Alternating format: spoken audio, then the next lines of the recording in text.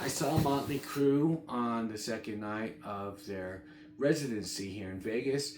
And for everyone who says that you should just skip the show altogether because of the Vince Neil and the Mick Mars dilemma, I'm here to tell you something different. Now, before I get into this, please don't forget to hit the like button, comment on this video, share this video, and if you still haven't, please subscribe to this channel and hit the notification bell for updates.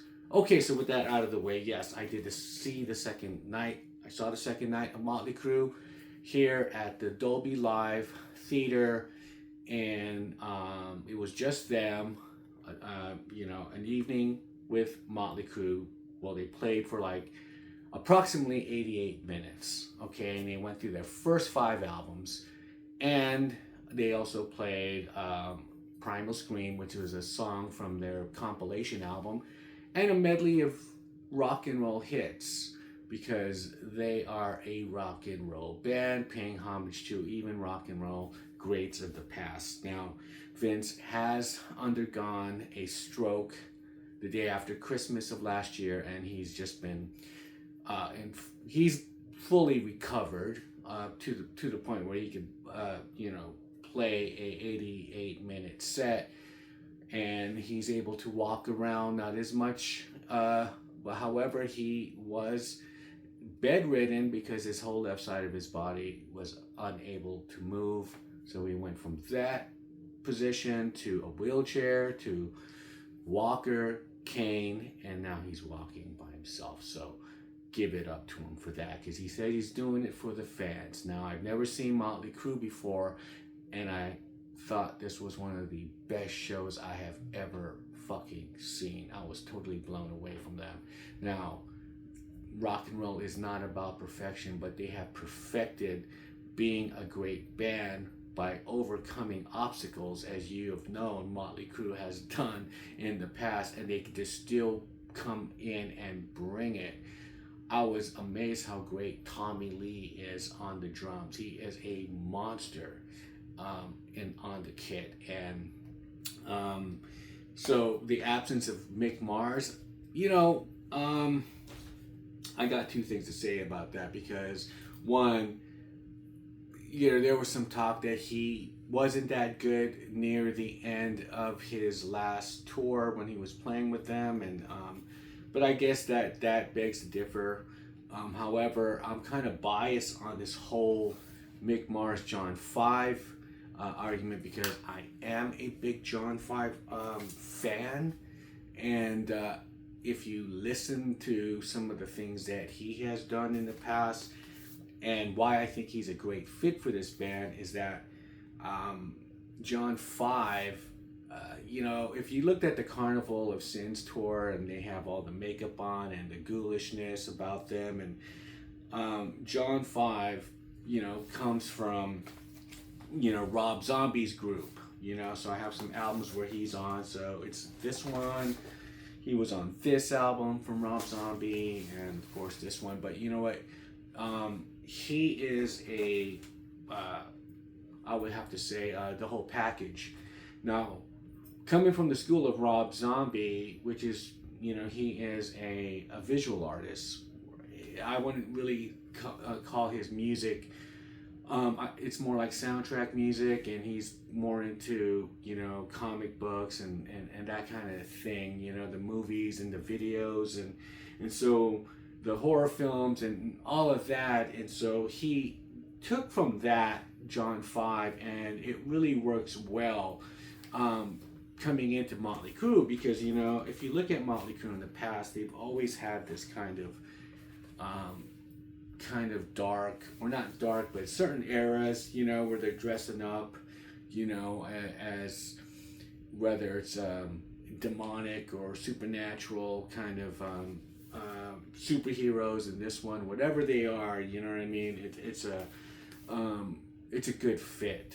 So the aesthetic is good that John 5 comes in there, and the way he pays homage to him with Mick Mars is playing his leads and his riffs really well, and then adding a little something to it, because on the Rob Zombie albums, he doesn't hardly do any solos. He's just pretty much doing riffs. That's it.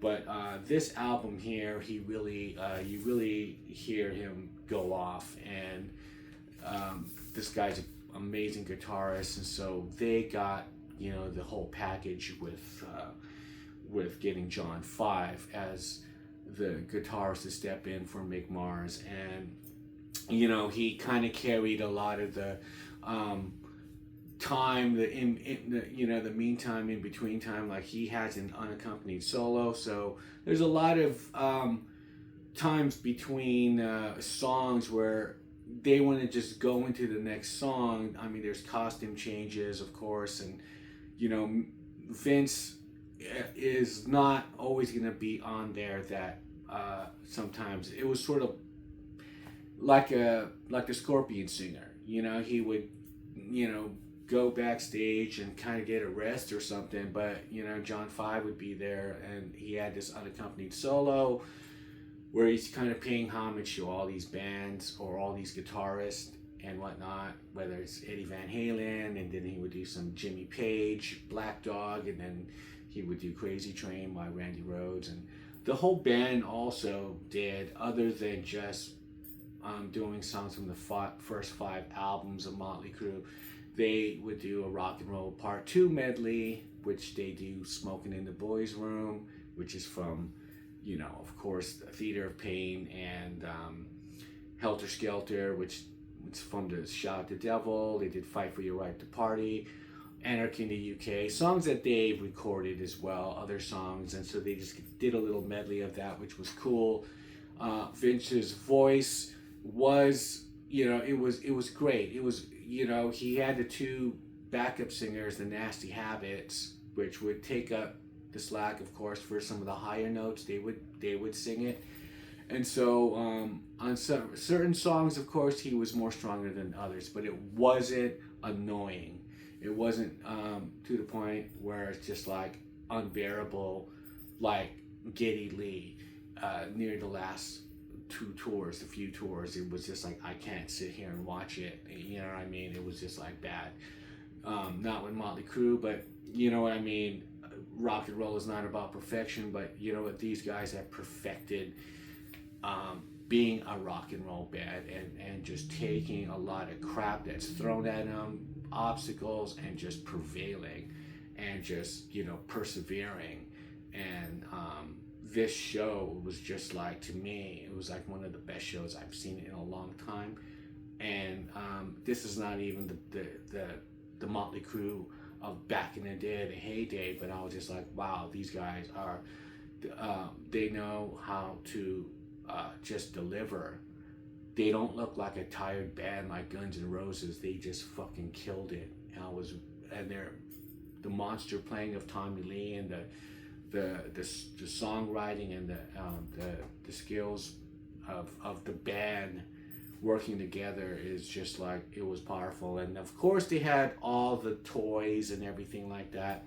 Now, John 5 had the unaccompanied solo, not Tommy Lee. So I think Tommy Lee took his drum set to wherever and however it could be played with, whether it's upside down, spinning on a roller coaster, or whatever.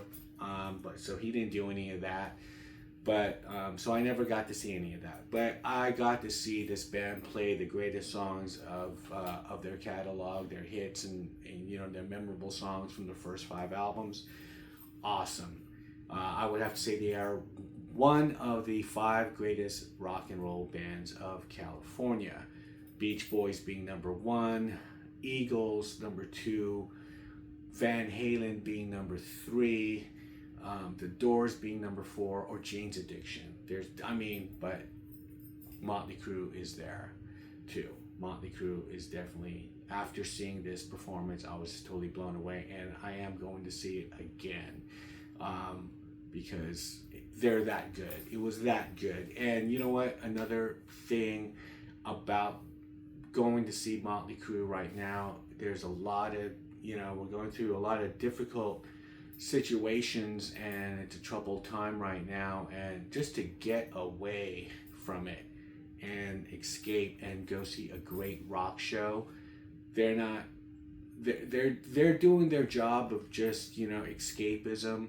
You know what I mean? And you're gonna get a history of Motley Crue as well, because the intro of the when they come on and play a couple of songs from Too Fast for Love, they're just took a little small portion of the stage and made it look like they're playing in the whiskey or just a little club, you know, and then they start bringing out the whole setup, and it's elaborate, it's awesome. And so it is escapism. So, you know, there's a lot of things, like I said, that are going on in the world right now, and so it's really great to sometimes just like, hey, let's just go see Motley Crue, you know, and just get away from this shit, you know. And they're not there to preach to you about political this or political that. They're gonna just do what they're best at, and just bring you a fucking one of the best rock and roll shows ever from a legacy band that are just still doing it. I mean, this is the band that's not in the Rock and Roll Hall of Fame because they don't give a fuck about them, because they said the Rock and Roll Hall of Fame is for an honorary old man's club. And I could see where they're coming from by just that statement, because they play like they are still, you know, hungry. They're not like Guns N' Roses where they're just tired and just kind of just, you know, they still know how to think of elaborate sets in their performance and stage, you know, gadgets and whatnot, and great visuals in the back. Everything is amazing, and their playing is just tight as fuck. Go see Motley Crue. You won't be sorry. Go see John 5 in this band. It's a great addition to Motley Crue's live performance. And you leave me a comment below if you think different. You know where I stand with that. John 5 is a kick-ass guitarist. He's one of the greatest guitar players right now in the rock world. And to see him in this great rock band, legendary rock band, perfect fit. And so with that, I'll shut up and I'll see you guys on the next one. Bye.